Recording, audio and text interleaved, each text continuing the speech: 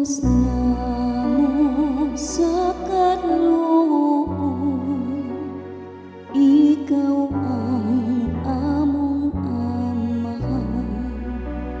Magbubuhat manunubos o Ginoo sa ngatanan.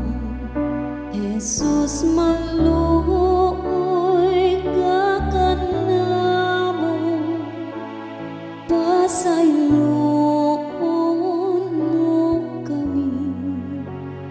Ang salaki dumtan namo, dili na mag-usab kami.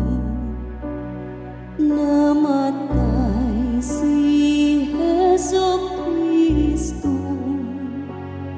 dito sa Kalbaryo, aron nga kita maluwas sa dako nga kasubo.